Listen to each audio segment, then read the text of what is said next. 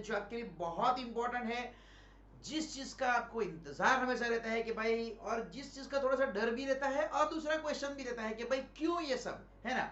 सबसे पहली चीज, सबसे पहला टॉपिक है आप लोगों के लिए ये वो है कि मैं मेरा मैथमेटिक्स कैसे इंप्रूव करूं। आज आपने देखा होगा कि आप जहां भी जाओ वहां पे देखते होंगे कि बहुत सारी जगह ऐसी होती है जहाँ पे मैथ्स बहुत सारे लोगों को वीक है। यह किसी एक एरिया का, किसी एक स्कूल का, किसी एक सिटी का, किसी एक स्टेट का या किसी एक कंट्री का प्रॉब्लम नहीं है, ग्लोबल प्रॉब्लम अभी हो गया है कि मैथमेटिक्स बहुत सारी जगह बहुत वीक हो गया है, ठीक है ना। तो हम लोग अपना मैथमेटिक्स कैसे इंप्रूव करेंगे बेसिक्स से, जैसे हम लोग मान लो कि स्कूल टाइम से हम लोग कैसे अपना मैथमेटिक्स इंप्रूव करेंगे, आगे चल के कैसे मैथमेटिक्स इंप्रूव करेंगे, इसके बारे में आपको बताने जा रहा हूँ। और दूसरा इंपॉर्टेंट टॉपिक ये है कि कई बार हमको बोला जाता है कि भाई राइटिंग प्रैक्टिस बहुत जरूरी है, हमको राइटिंग प्रैक्टिस करनी है सब्जेक्ट्स के अंदर। तो ये राइटिंग प्रैक्टिस क्या है, क्यों है, किस चीज के लिए है, क्या ये सच में इंपॉर्टेंट है, क्या इसकी सच में जरूरत है, या फिर हम लोग पढ़ के भी इसी को एग्जाम दे सकते हैं या अच्छे मार्क्स स्कोर कर सकते हैं, या आगे की लाइफ में भी कोई इसकी जरूरत नहीं है। चलो मैं आप लोगों को दिखा देता हूँ कि मेन चीज क्या है। सबसे पहले ये है कि मैथमेटिक्स कैसे इंप्रूव करें। हम लोग ये देखते हैं मैथमेटिक्स कैसे इंप्रूव करें, क्या करें। देखो मैंने पहली चीज ये देखी है कि जब भी आप मैथमेटिक्स करने बैठते हो, कोई भी स्टूडेंट मैथमेटिक्स करने बैठता है, सम्स करने बैठता है, कुछ भी, तो वो इंटरेस्ट इतना नहीं क्रिएट कर पा रहा है ना, इतना इंटरेस्ट क्रिएट नहीं कर पा रहा है। क्यों इंटरेस्ट क्रिएट नहीं कर रहा है, क्यों आंसर नहीं दे पा रहा है, क्यों उसको इतना मजा नहीं आ रहा है, उसका रीजन ये है कि सबसे पहली चीज उसके कॉन्सेप्ट्स क्लियर नहीं होते हैं। यस, उसके कॉन्सेप्ट जो थे, कॉन्सेप्ट जो क्लियर होने चाहिए वो शायद क्लियर नहीं होते हैं। सबसे पहली चीज कॉन्सेप्ट्स क्लियर होने चाहिए। अगर उसके कॉन्सेप्ट्स क्लियर नहीं है तो फिर वो आगे नहीं बढ़ पाएगा। अब कॉन्सेप्ट्स क्लियर करने में कौन कौन सी चीजें आती है, सबसे पहले आती है कोई भी टॉपिक के बारे में उसकी डेफिनेशन बहुत इंपॉर्टेंट है। यस, अब ये बहुत बड़ा ड्रॉबैक है हमारे लिए कि अभी हम लोग क्या सम्स ओरिएंटेड हो गए, सम्स ओरिएंटेड, जहां जाओ वहां देखो क्या हो रहा है कि सिर्फ सम्स गिनते हैं हम लोग। जैसे ही शुरू हो जाता है कुछ टॉपिक का कुछ फॉर्मूला देख लिया, कुछ ये समझ लिया, टीचर्स ने भी समझा दिया और चलो वही सम्स करने बैठ गए। यही गलती है, यही सबसे बड़ी गलती है। सबसे पहली गलती यही है कि आप लोग ये कर रहे हो कि आप लोग सीधा बिना डेफिनेशन देखे समझे देख लेते हो, टीचर्स भी बोल देते हैं लेकिन आप समझते नहीं हो। सबसे पहली चीज ये करो कि किसी भी चीज की डेफिनेशन को बराबर समझ लो कि वो कहना क्या चाहता है, वो एक्चुअली टॉपिक क्या है, या किसके बारे में है, या किस चीज के बारे में है, वो कब एप्लीकेबल होता है, कौन सी कंडीशंस उसकी होती है, ये सब एक डेफिनेशन के अंदर होती है, ठीक है। तो सबसे पहले जान लो कि डेफिनेशन क्या है, ठीक है। पहले के एग्जाम्स, पहले के जमाने में क्या होता था कि डेफिनेशंस, थियरम्स के स्टेटमेंट और वो सब चीजें भी एग्जाम्स में पूछी जाती थी। तो एग्जाम्स में पूछे जाने के वजह से या डर से या कुछ भी आप समझ लो, उससे क्या करते थे पहले के लोग, डेफिनेशंस बहुत करते थे। डेफिनेशन, स्टेटमेंट्स, थियरम के सब बराबर याद रखते थे। हाँ, कुछ रट्टा मार के याद रखते थे, कुछ समझ के याद रखते थे, वो बात अलग थी, लेकिन डेफिनेशन याद रखते थे। उससे क्या होता था कि डेफिनेशंस को समझ के करने से उसका बेसिक जो कंसेप्ट जो होता है ना वो क्लियर हो जाता है टॉपिक का। चाहे फिर वो एल्जीब्रा हो, एल्जीब्रा की कोई डेफिनेशन हो, या ज्योमेट्री की कोई डेफिनेशन हो, या फिर कोऑर्डिनेट ज्योमेट्री की कोई डेफिनेशन हो, या फिर मान लो कि स्टैटिस्टिक्स में कुछ हो, कुछ भी, कहीं पे भी, किसी भी जगह पे, मैथ्स के किसी भी टॉपिक में कहीं पे भी हो, इंपॉर्टेंट है डेफिनेशन। सबसे पहले इंपॉर्टेंट डेफिनेशन होती है, ठीक है। पहले उसको समझ लो। फिर दो चीजें आती है, एक आती है आपकी फॉर्मूलाज आते हैं, फॉर्मूलाज, यस, फॉर्मूलाज आते हैं, और दूसरा आता है थियरम्स और उसके प्रूफ्स और उसके स्टेटमेंट, जब ज्योमेट्री की बात करते हैं तो, ठीक है। चलो, अब ये बहुत बड़ा दूसरा प्रॉब्लम खड़ा हो गया हमारे यहाँ पे कि फॉर्मूला जब आती है तो हम लोग क्या करते हैं, डेफिनेशंस तो चलो कर भी लिए, अब दूसरे स्टेप पे आ गए, हम लोग ने फॉर्मूला शुरू कर दी करने की। अब बहुत सारे बच्चे क्या करते हैं, फॉर्मूला को रट्टा मारते हैं। सही बात है, चलो भाई याद रखने के लिए कुछ ना कुछ तो करना पड़ेगा, लेकिन पहली इंपॉर्टेंट चीज है कि फॉर्मूला कैसे याद रखे, ठीक है ना। तो वो कहाँ पे एप्लीकेबल है, क्यों यही एप्लीकेबल है, क्यों यही फॉर्मूला लगेगी, वो समझ लो। फॉर्मूला, कौन सी फॉर्मूला कहाँ पे लगेगी, किस चीज में लगेगी, वो समझ लो पहले, ठीक है। सबसे इंपॉर्टेंट चीज है वो समझ दो, ठीक है। उसके बाद आपके टीचर्स आपको समझाएंगे, या तो फिर टेक्स्ट बुक या किसी भी रेफरेंस बुक के अंदर आपको सॉल्व सम्स दिए गए होंगे, सॉल्व न्यूमेरिकल, सॉल्व एग्जांपल्स दिए गए होंगे, उसके ऊपर फोकस करो। गो थ्रू दो सम्स, ध्यान से देखो, एक बार देखो, दो बार देखो, तीन बार देखो, ध्यान से समझ लो और समझो कि भाई यही फॉर्मूला क्यों अप्लाई की गई है यहाँ पे। वैसे तो चैप्टर के अंदर दो चार और फॉर्मूला भी है, लेकिन यही क्यों, आपको जरूर मिल जाएगा रीजन कि भाई ये फॉर्मूला इस वजह से यहाँ पे अप्लाई की गई है। आपके टीचर्स की हेल्प लो, आपके टीचर्स आपको जब समझाते हैं तब ध्यान दे दो कि भाई ये फॉर्मूला यहाँ पे क्यों। अगर आपको डाउट लगे आप टीचर्स को पूछ लो जब वो समझा रहे होते हैं कि भाई टीचर ये फॉर्मूला ये आपने क्यों लगाया, दूसरा वाला क्यों नहीं लगाया।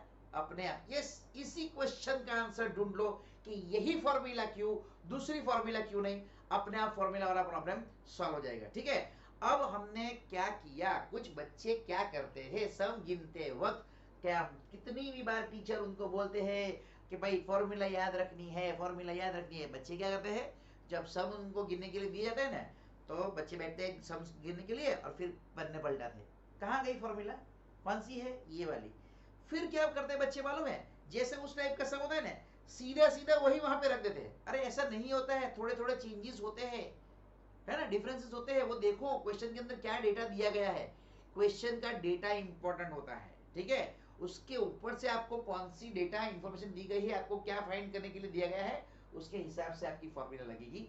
पन्ने पलटाने से कुछ नहीं होगा, पहले फॉर्मूला बराबर ढंग से याद कर लो, समझ लो और याद कर लो, उसके बाद सम्स गिनने जाओ तभी आपको फायदा होगा उसका। ठीक है, सबसे इंपॉर्टेंट चीज एक और कि जब आप सम गिनने बैठते हो तो दो तरीके के सम होते हैं, कुछ इक्वेशंस में या कुछ स्टेटमेंट में मतलब नॉर्मल से होते हैं और कुछ होते हैं word problems. Yes, word problem sums ज्यादा गिनो, बहुत इंटरेस्टिंग होते हैं, ज्यादा वर्ड प्रॉब्लम्स गिनो किसी भी टॉपिक में जहां पे भी आपको वर्ड प्रॉब्लम्स मिल जाते हैं वो गिनो। क्यों, क्योंकि वर्ड प्रॉब्लम्स क्या होता है, हमारी डे टू डे लाइफ जो हम जिंदगी जीते हैं, जो हमारे आसपास का माहौल है ना उससे रिलेटेड क्वेश्चंस होते हैं। तो आपको ऑटोमेटिकली पता चल जाएगा अरे भाई ये चीज यहाँ पे भी अप्लाई होती है, ये चीज यहाँ पे भी अप्लाई होगी, और आपको लगेगा अरे यार मेरे आसपास में जितनी भी सारी चीज है वहां पे मैं सब जगह पे मैं मैथ्स लगा सकता हूँ। और आपको इंटरेस्ट जगने लगेगा, ऑटोमेटिक इंटरेस्ट जगने लगेगा कि हाँ भाई ये तो यार ये मैंने कल किया था, ये तो मैंने वहां पे देखा था, यहाँ पे मैं अप्लाई कर सकता हूँ, अगर ये फॉर्मूला लगा दूंगा मेरा काम तो आसान हो जाएगा। यस, यही चीज होती है कि आप वर्ड प्रॉब्लम्स पे ज्यादा फोकस करो, वर्ड प्रॉब्लम्स करो, आपको डे टू डे लाइफ में कहाँ पे ये कनेक्टेड है बहुत ही इंपॉर्टेंट है, आपको पता चल जाएगा। ठीक है, तो अब वर्ड प्रॉब्लम्स करने के लिए क्या जरूरी है ना, उसके लिए भी जरूरी है ना चीज, वो है आपका इंग्लिश पे कमांड। आपको अगर ढंग से सेंटेंसेस समझने पढ़ने नहीं आते हैं वर्ड प्रॉब्लम के, तो फिर आप क्या करोगे, आप गलतियां कर दोगे। चलो भाई अपनी मदर टंग के अंदर पढ़ रहे हो, गुजराती हिंदी या ऐसे उसमें पढ़ रहे हो ठीक है, लेकिन अगर हम गुजराती हिंदी या कोई और भाषी है और अब हम इंग्लिश मीडियम में पढ़ रहे हैं तो हमको इंग्लिश में तो पढ़ना आना चाहिए, वो समझ में भी आना चाहिए, तो उसके ऊपर भी कमांड आपकी होनी चाहिए। क्योंकि अगर आप क्वेश्चन ही नहीं समझोगे वर्ड प्रॉब्लम के अंदर तो उसका आंसर कैसे ढूंढ पाओगे। ठीक है, चलो दूसरी चीज, अब फॉर्मूलेज आ गई, थियरम्स जैसे मैंने बताया कि थियरम्स के स्टेटमेंट बहुत इंपॉर्टेंट होते हैं, उसको भी समझ लो कि भाई ये स्टेटमेंट क्या कहना चाहता है, कहाँ पे एप्लीकेबल है, कौन कौन सी कंडीशंस होती है वहां पे ये अप्लाई होगा। ठीक है, और अपने आप उस टाइप के सम्स सॉल्व करना शुरू कर दो। जैसे मैंने बताया कि पहले सॉल्व सम्स देखो, उसको सॉल्व करने की ट्रिक से ट्राई करो, कंपेयर करो कि आपने जो किया है, कुछ सम्स ऐसे भी होंगे जो एक दो अलग अलग तरीके से होते होंगे, वो सबको ट्राई करो, अपने आप आपको पता चल जाएगा कौन सी इजी है और कौन सी डिफिकल्ट है। लेकिन लेकिन एक बात ध्यान में रखना कि मैथ्स गिनते वक्त एक चीज जरूर ध्यान में रखना कि कुछ टॉपिक्स ऐसे होते हैं जो एक साथ बैठ के करो प्रैक्टिस तो ही अच्छा रहता है, आप बहुत सारे गैप्स लोगे नहीं चलेगा। दूसरी चीज, आप डिस्ट्रैक्शन वाले माहौल में बैठोगे नहीं चलेगा। डिस्ट्रैक्शन वाला माहौल कौन कौन सा होता है, आप भाई टीवी के सामने बैठ गए, टीवी वहां पे चल रहा है, कुछ वहां पे ध्यान है, कुछ यहाँ पे ध्यान है, कुछ वहां पे ध्यान है, कुछ वहां पे ध्यान, नहीं चलेगा। मोबाइल के बाजू में बैठ गए, मोबाइल लेके बैठ गए, नहीं चलेगा, डिस्ट्रैक्शन वाला नहीं। आप एक अपना टाइम फिक्स करोगे भाई मैं 40 मिनट 45 मिनट ये मैं मैथ्स की प्रैक्टिस करने वाला हूँ, तो उस टाइम पे कोई डिस्ट्रैक्शन नहीं चाहिए। एक अच्छी सी जगह पसंद कर लो, एक अच्छा सा टाइम पसंद कर लो जहाँ पे कोई आपको डिस्ट्रैक्शन ना हो, टेबल और चेयर के साथ बैठ जाओ बढ़िया सी कंडीशन में और फिर प्रैक्टिस करो एक कंटिन्यूसली। ठीक है, फोकस के साथ करो, अपना आपका काम हो जाएगा।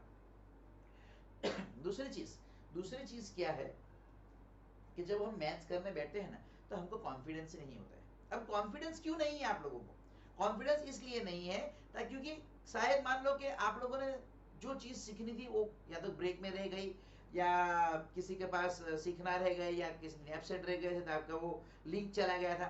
कोई बात नहीं, ये मत टेंशन लो, पहले किसी के पास से बराबर से ढंग से सीख लो, किसी को पूछ लो, कोई भी हो सकता है। ठीक है, दूसरी चीज कि अब आप जब आपने बराबर उसको समझ लिया है ना तो जितनी आप प्रैक्टिस करोगे उतना आप पावरफुल बनते जाओगे। अलग अलग टाइप के अलग अलग सम्स की प्रैक्टिस करो। देखो एक सम 100 बार 10 बार गिनने से कुछ नहीं होगा, मैं ऐसा बोलूंगा कि 10 सम एक ही टाइप के 10 अलग अलग सम गिनो, एक सम 10 बार मत गिनो। यार ये कोई रट्टा मारने वाली चीज नहीं है। ये कुछ बेवकूफ लोग होते हैं, मतलब मैं किसी के बारे में कुछ बोलूंगा, लेकिन कुछ बेवकूफ लोग ऐसे होते हैं जो सिर्फ बोर्ड में या मार्क्स एग्जाम में स्कोर करवाने के लिए क्या बोलते हैं कि किताब में से ही आने वाला है, चलो भाई ये 10 बार लिख लो, ये 15 बार लिख लो। उन बेवकूफ लोगों को फॉलो मत करो। हम लोग है ना अपना ब्रेन का डेवलप करने के लिए ये सब पढ़ाई कर रहे हैं, मैथ्स कर रहे हैं। मैथ्स मतलब क्या है, वो लॉजिकली हम लोग को साउंड बनाता है, लॉजिकली, यस, लॉजिकली हमको पावरफुल बनाता है। तो उसमें क्या है रट्टा मारने का, क्या है रट्टा मारने का, उसको और कितना रट्टा मारोगे, कितने समय रट्टा मारोगे, ये नहीं है। ठीक है ना, बेसिक समझ लो। जैसे मान लो, क्या आप लोगों ने साइंस में एक चीज पढ़ी होगी कि भाई acid plus base gives salt and water, ठीक है ना। अब वो एसिड है, ये बेस है, वो हमेशा सॉल्ट एंड वाटर ही बनाएगा, है ना। हाइड्रोकार्बन है, उसको अगर ऑक्सीजन में, मतलब उस ऑक्सीजन की प्रेजेंस में बंद करो तो वो कार्बन डाइऑक्साइड में वाटर ही देगा। अब ये बेसिक हो गया। अब वो कोई भी हाइड्रोकार्बन होगा, ठीक है, या तो फिर वो मान लो कि कोई भी एसिड और बेस होगा, वो सॉल्ट एंड वाटर ही बनाएगा। उसके लिए क्या रट्टा मारने का हर एक एग्जांपल को, हर एक चीज को, ऐसा मत करो। बेसिक जान लो, बेसिक बहुत सिंपल होते हैं। उसके ऊपर से अलग अलग अलग अलग अलग अलग मिक्सचर। जैसे हम लोग खाना बनाते हैं तो क्या होता है ना, कुछ आइटम बना ली, फिर उसको थोड़ा ये ऐड कर दिया, थोड़ा ये कर दिया, थोड़ा अलग अलग ट्राई किया, ये बन गया। पक्की नॉलेज के साथ अगर आप खाने में भी कुछ ऐड करोगे तो कुछ नई प्रोडक्ट ही बनेगी, नई, मतलब आपको खाने की जो चीज बनेगी वो बहुत बढ़िया बनेगी। तो यहाँ पे भी ऐसे ही मैथ्स में थोड़े थोड़े इधर उधर के सम्स दिए होते हैं, थोड़ा ये रखा होता है, थोड़ा ये रखा होता है, सभी सम्स ट्राई करो, देखो आप लोग, है ना। आप एक बार प्रैक्टिस करना शुरू कर दोगे, आपका काम हो जाएगा। लेकिन एक चीज ध्यान रखो, एक चीज, यस, कभी भी बगैर कॉन्फिडेंस के मत बैठो। यार ये सोचकर मत बैठो कि मेरे से होगा ही नहीं। जब आप पहले से ही हथियार डाल चुके हैं तो फिर युद्ध लड़ने का कहां सवाल खड़ा होता है ना। पहले से हथियार मत डाल दो, कोशिश करो, धीरे धीरे इंटरेस्ट जगेगा। पहले एक सम का आंसर आएगा, फिर दूसरे का आएगा, जैसे जैसे आंसर आते जाएंगे आपका इंटरेस्ट बढ़ता जाएगा। और अगर किसी वजह से आप गलती कर रहे हो या आंसर नहीं है तो गिव अप मत करो, देख लो क्या कहाँ कैसी गलती है, जिसको पूछना है पूछ लो, अपने आप आपका इंप्रूवमेंट हो जाएगा। ठीक है, तो मैथ्स में इतनी मेन चीजें तो यही है कि आपको प्रैक्टिस करनी है, आपको समझना है, डेफिनेशन कॉन्सेप्ट्स क्लियर कर लो, फॉर्मूलाज पीछे मुड़कर पेजेस को मत देखो, पहले ढंग से याद कर लो, उसके बाद उसके सम्स करने बैठ जाओ। ठीक है, इंपॉर्टेंट चीज एक और कि भाई टीचर्स के पास से पहले बहुत बढ़िया तरीके से समझ लो। अगर मान लो कि ऐसा होता है कि कोई टीचर के पास आपको नहीं समझ में आ रहा है, 2-3 बार, यस, टीचर को चेंज करो, आप दूसरे किसी और को पूछो। यस, सही बोल रहा हूं मैं, टीचर को चेंज करो, आप किसी और को पूछ लो। टीचर को चेंज करो मतलब हम लोग किसी स्कूल या उसमें से कहीं से निकाल तो नहीं सकते, ऐसा तो नहीं होता है, लेकिन हम किसी और को पूछेंगे। ऐसे कैपेबल पर्सन को पूछो कि जो आपको समझा सके और आप उसके पास समझ सके। जिसको चाह होती है ना, उसको राह मिल ही जाती है। चाह रखोगे तो राह जरूर मिलेगी। ठीक है, तो ये बहुत इंपॉर्टेंट है। ओके, मैथ्स के लिए इतना तो बहुत इंपॉर्टेंट है, आप इतना कर लो, बहुत है, इतना ही करोगे बहुत है। आपका इंप्रूवमेंट भी आ जाएगा अपने आप, आपको तकलीफें भी नहीं होगी। और जैसे मैंने बताया कि प्रैक्टिस करोगे आपका स्किल और डेवलप होगा। ठीक है, प्रैक्टिस करो स्किल डेवलप हो जाएगा, प्रैक्टिस करो स्किल डेवलप हो जाएगा। हाँ, अलग अलग अलग अलग टाइप के सम्स जरूर करना। ठीक है, और एक साथ बहुत सारी किताबें लेकर मत बैठ जाओ, किसी एक अच्छी सी बुक को ले लो, पहले उसको ढंग से कर लो, फिर अगर टाइम हो फिर दूसरी किताब के सम्स करो। ठीक है, दूसरी चीज, फ्रेंड्स के साथ बैठो। यस, ग्रुप स्टडीज में बैठो आप फ्रेंड्स के साथ, है ना। फ्रेंड्स के साथ बैठते हो ना, तो लेकिन एक चीज ध्यान में रखने की, फ्रेंड्स के साथ बैठने में है ना, चलो थोड़ा बहुत डिस्कस कर लिया, ठीक है, हर बार डिस्कस मत करो, ट्राई करो। सबसे बड़ी गलती है ना, स्टूडेंट्स क्या कर देते हैं मैं आपको बताता हूँ। और कई बार ऐसा होता है कि शायद कभी कभी टीचर्स भी ऐसी गलती कर देते हैं कि ये क्या होता है यहाँ पे कि स्टूडेंट्स लोगों को, वो लोग है ना, सब गिनते ही जाते हैं, गिनते ही जाते हैं, गिनते ही जाते हैं, गिनते ही जाते हैं। और सब बच्चों को क्या लगता है और पेरेंट्स को क्या लगता है, अरे यार ये सर या ये टीचर तो बहुत सारे सब गिनते हैं, ये बहुत बढ़िया टीचर है, बहुत बढ़िया सर है। देखो होंगे, लेकिन मेरे हिसाब से वो बराबर नहीं है। ठीक है, मैथ्स का मतलब क्या होता है, आपका थिंकिंग को डेवलप करना। मैथ्स का मतलब मैथमेजिक, मैथलॉजिक, ये लॉजिक के लिए है। ठीक है, तो ये आपका डेवलप करना है, तो उसके लिए क्या करना पड़ेगा कि आप बेसिक समझ लो, कॉन्सेप्ट्स जान लो, और फिर आप खुद ही ट्राई करने बैठ जाओ कि ये कैसे होगा। कोशिश खुद करो, अपनी क्यूरियोसिटी को बढ़ाओ, आप कोशिश करो कैसे होगा, क्या होगा, क्यों यही फॉर्मूला, क्यों यही चीज, ये क्यों एप्लीकेबल नहीं है, यही क्यों एप्लीकेबल है। ये करते करते स्लोली लेकिन जरूर कामयाब हो जाओगे, और ऐसा टाइम जरूर आएगा कि कोई सब आपके लिए इतना डिफिकल्ट नहीं रहेगा। ठीक है, मैं ऐसा नहीं बोल रहा हूँ कि आपकी दुनिया के सारे सम आप सॉल्व कर लोगे, लेकिन जैसे मैंने बताया जितनी जरूरत जितने सम्स है वो आराम से आप सॉल्व कर पाओगे।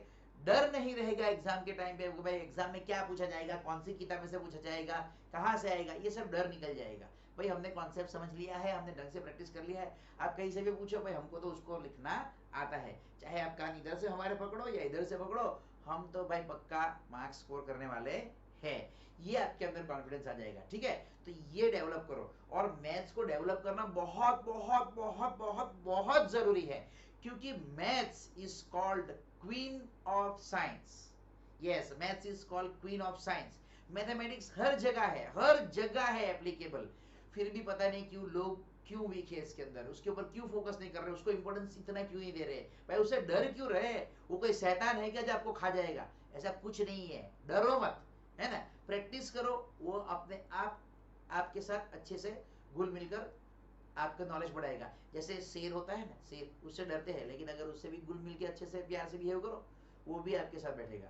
सीधी सी बात है यार, मैंने क्या बताया, प्रैक्टिस करो, समझ लो, आपका काम हो जाएगा। लेकिन एक चीज हमेशा ध्यान में रखो, मैंने बहुत बार मेरे बहुत सारे स्टूडेंट्स को देखा है, मेरे जो स्टूडेंट्स जो मतलब स्कोरिंग किया है, मेरा एक स्टूडेंट था सीबीएसई के अंदर, उसने सीबीएसई 12th बोर्ड के अंदर 100 out of 100, yes, CBSE 12th board के अंदर 100 आउट ऑफ 100। आप अगर इंक्वायरी करना चाहते हो इंक्वायरी कर सकते हो। वलसाड़ सिटी के अंदर सरस्वती इंटरनेशनल स्कूल है, उस स्कूल के अंदर भार्गव सोलंकी करके एक स्टूडेंट था, जो बोर्ड में 100 आउट ऑफ 100 मैथ्स में लाया था मेरा स्टूडेंट। ठीक है, उसने कैसे करके दिखाया। अब आप बिलीव नहीं करोगे कि वो स्टूडेंट वीक था, इतना 9th के अंदर वो इतना पावरफुल नहीं था, उसको जैसे तैसे करके पास भी जैसे तैसे करके होना मैथ्स में, ऐसी ऐसी हालत थी उसकी। लेकिन उसने क्या किया, मैंने जो अभी जो आपको इंस्ट्रक्शन दिए वही इंस्ट्रक्शन मैंने उसको भी दिए थे, उसने वो फॉलो किया। आज देखो क्या उसका रिजल्ट है, उसने अपना नाम रोशन किया, साथ में मेरा भी नाम रोशन कर दिया उसने।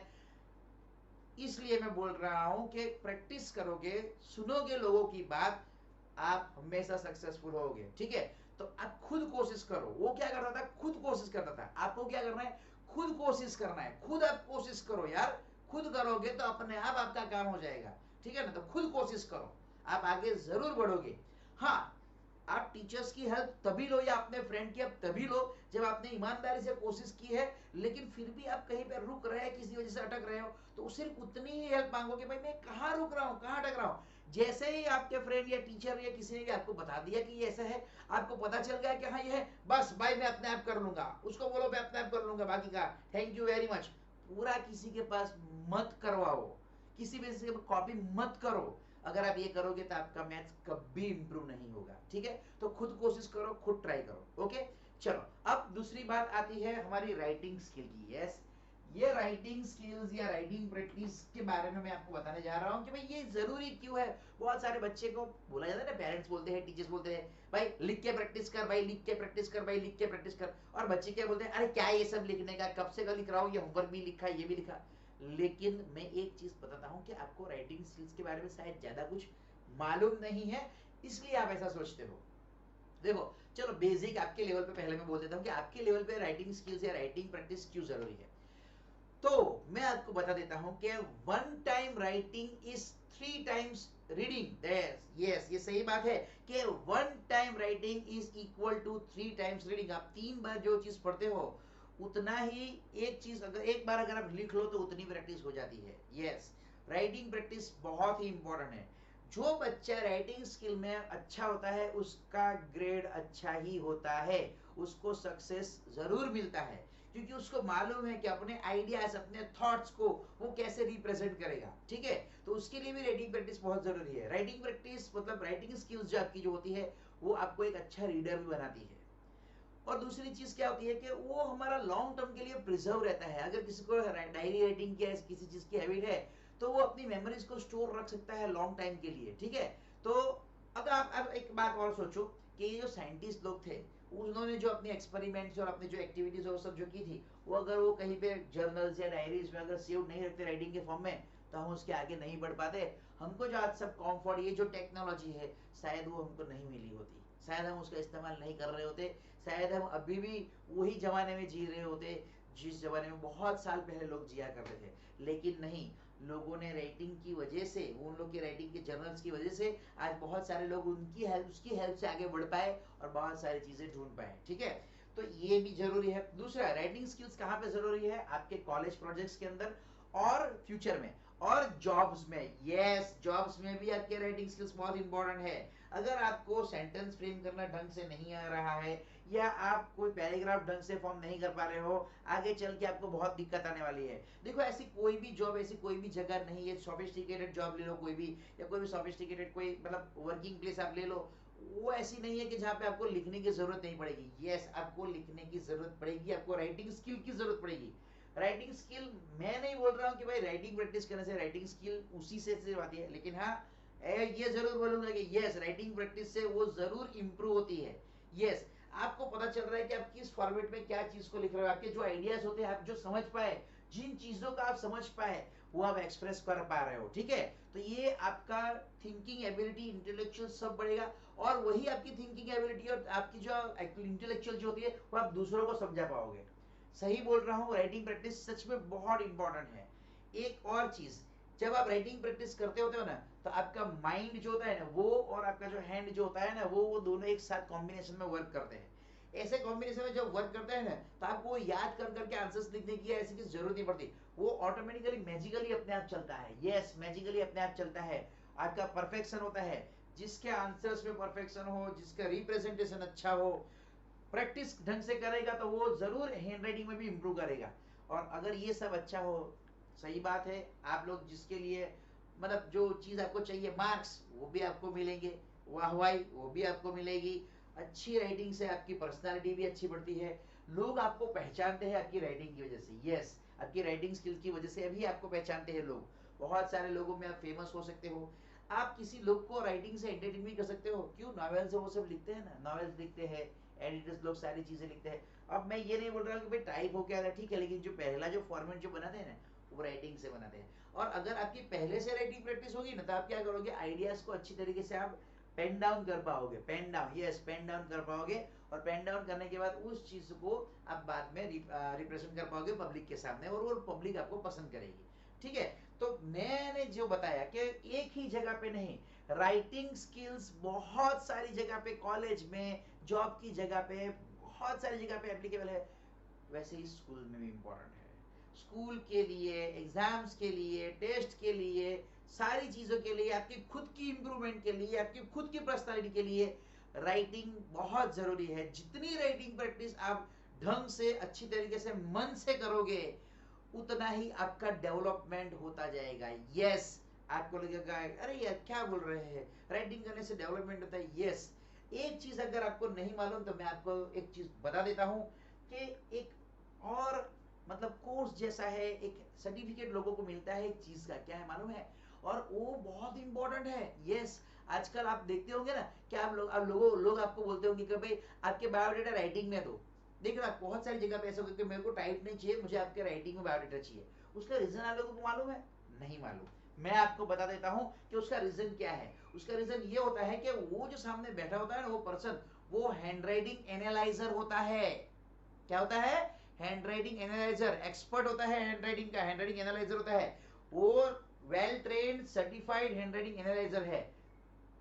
हैंड राइटिंग एनालाइजर वो क्या होता है? एनालाइज करना मतलब क्या होता है, समझा रहा हूं। हैंड राइटिंग एनालाइजर का मतलब ये है कि वो आपकी राइटिंग से पहचान सकता है कि ये आदमी किस टाइप का है, ये बंदा किस टाइप का है, ये इंसान किस टाइप का है, ये क्या उसके काम करने के लायक है, ये उसको रखने के लायक है, ये हमारे काम में कुछ हेल्पफुल है क्या, हमारी कंपनी के लिए काम का है क्या। सच बता रहा हूं, हैंड राइटिंग से आपका कैरेक्टर भी पता चलता है। हैंड राइटिंग से आपको ये भी पता चलेगा कि आप किस तरीके से हो, कौन सी परिस्थिति में आप जी रहे हो। कुछ चीजें मैं आपको यहाँ पे दिखा रहा हूँ, देखो, ध्यान से देखना, ध्यान से देखना। ये जो कर्सिव राइटिंग होती है ना, उसने तो हमारे नेचर की और सबकी बैंड बजा के रखी है, सच बोल रहा हूं मैं। देखो ध्यान से देखना, जैसे हम बलून लिखने वाले हैं, बलून, BALLOON। अब जब हम नेचुरली राइटिंग में लिखते हैं बलून, तो हम लोग कैसे लिखते हैं? BALLOON, ऐसा कुछ लिख देते हैं।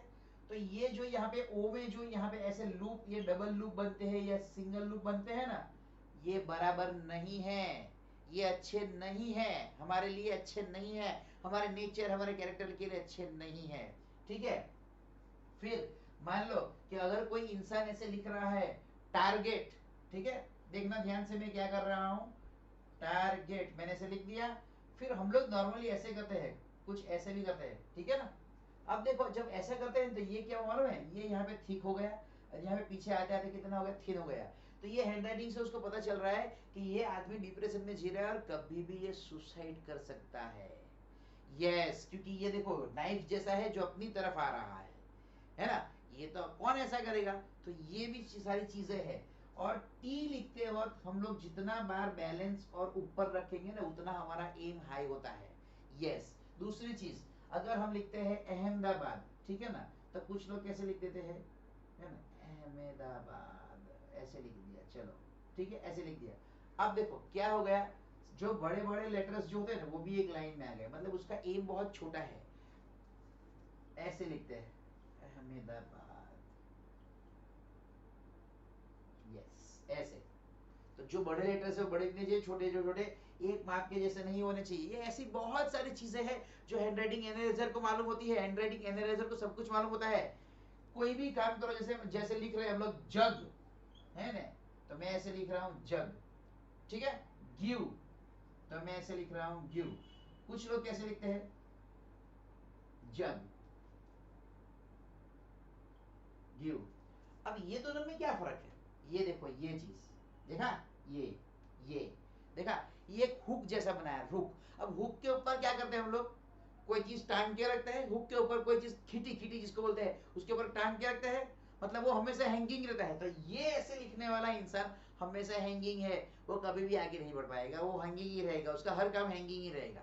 ठीक है, तो इस तरीके से पहचानते हैं। और दूसरी चीज, अगर आप अपने हैंडराइटिंग में चेंजेस लाओ, यस ये सुनना ध्यान से, अगर आप अपने हैंडराइटिंग में चेंजेस लाओ, ये सारी चीजों को आप स्टेप बाय स्टेप अगर इंप्रूव करते हो, आपकी पर्सनालिटी आपके कैरेक्टर आप चेंज कर सकते हो, आपकी पर्सनालिटी आपके कैरेक्टर आप चेंज कर सकते हो। यस, ये सीधा कनेक्शन होता है यहां तक, सच बात है। क्यों मुझे मालूम है ना, मैं भी एक हैंडराइटिंग एनालाइजर हूं, मैं भी एक सर्टिफाइड हैंडराइटिंग एनालाइजर हूं, इसलिए मुझे मालूम है। इसीलिए बोल रहा हूं मैं कि पहले से आप हैंडराइटिंग अच्छे रखो, ढंग से लिखो, बहुत सारी चीजें आपको जानने को मिलेगी, आपके हैंडराइटिंग से आपको लोग पहचानेंगे। राइटिंग प्रैक्टिस से आपका आंसर्स लिखना इजी रह जाएगा, आपका रिप्रेजेंटेशन बहुत अच्छा रहेगा, आप स्पीड में लिख पाओगे, आपका वर्क फटाफट हो पाएगा, आप बहुत ही इंप्रेसिव लाइफ में बनोगे, दूसरों को इंप्रेस करोगे। ठीक है, बहुत सारे लोग आपके मतलब हैंडराइटिंग के दीवाने हो जाएंगे अगर आप ये रेगुलरली प्रैक्टिस करो। तो आपको word framing, sentence framing, paragraph framing बहुत इजी लगेगा। इसलिए मैं बोलता हूँ कि राइटिंग प्रैक्टिस बहुत जरूरी है। स्टूडेंट्स, आपको बोल रहा हूं मैं, आपके लिए राइटिंग प्रैक्टिस क्यों जरूरी है, आंसर्स लिखने के लिए आपको एक बार का लिखना मतलब 3 बार का पढ़ने के बराबर होता है। तो आपका 1/3 जितना टाइम सेव हो रहा है, आपकी मेमोरी में सब कुछ जा रहा है। आप प्लस ये करके लिखना, देखो मैं कैसे बोल रहा हूं, मैं जो लिख रहा हूं ना ऐसे करके लिखना, देखो ध्यान से। My name is हार्दिक देसाई। अब मैंने जब ये लिखा तो मैंने क्या किया, मैं बोलता भी गया, मैं लिखता भी गया। तो मेरा ये पेन जब मैंने पकड़ के लिख रहा था तो क्या हुआ, मेरा ये एक सेंस ऑर्गन टच टच वाला था। फिर मैं बोला तो मेरा दूसरा सेंस ऑर्गन भी आ गया, बराबर है। फिर मैंने सुना तो वो तीसरा भी आ गया, फिर मैंने देखा तो वो चौथा भी आ गया। अब जितने मैक्सिमम सेंस ऑर्गन्स आप यूज करोगे कुछ भी याद रखने के लिए, उतना जल्दी आप याद रख पाओगे। इसीलिए बोलता हूं राइटिंग के साथ साथ बोलो, राइटिंग प्रैक्टिस बराबर करो, उसके साथ बोलते भी जाओ, आपका काम बहुत आसान हो जाएगा। बहुत शॉर्ट पीरियड के अंदर बहुत सारी चीजें आप याद रख पाओगे, आपके एग्जाम्स के लिए इजी रहेगा। अगर आप छोटे से टाइम में मतलब थोड़े से टाइम के अंदर बहुत सारी चीजें अगर आप कर पाते हो तो दूसरा टाइम आप बचेगा, उसको आप अपनी तरीके से एंजॉय कर सकते हो। ठीक है, तो जैसे मैंने बताया मैथ्स के लिए, जैसे मैंने बताया हैंडराइटिंग के लिए, आप बराबर से ढंग से याद रखना। ठीक है, दूसरे वीडियोस में भी पोस्ट करता रहूंगा, दूसरे नए नए टॉपिक्स आपके लिए लाता रहूंगा। आपको मोटिवेट करता रहूंगा। कुछ चीजों में टिप्स होंगी, कुछ में ट्रिक्स होंगी, कुछ में बहुत एंटरटेनिंग चीजें भी होगी, कुछ में कुछ नया होगा। जैसे मैंने ये थोड़ा एनालिटिक एनालिसिस वाला बताया, हर एक वीडियो के अंदर कुछ ना कुछ नया आता रहेगा। अगर आपने सब्सक्राइब नहीं किया है तो सबसे पहले आप इसको सब्सक्राइब कर लो, बेल आइकन को बजा दो, ऑल नोटिफिकेशन कर दो, ताकि मेरे जितने भी वीडियोस अपलोड हो वो आपको तुरंत नोटिफिकेशन मिले, आप उसको देख पाओ टाइम पे, और आप अपने आप को इम्प्रूव कर पाओ और इम्प्रूव कर पाओ, है बढ़िया और बढ़िया बना पाओगे।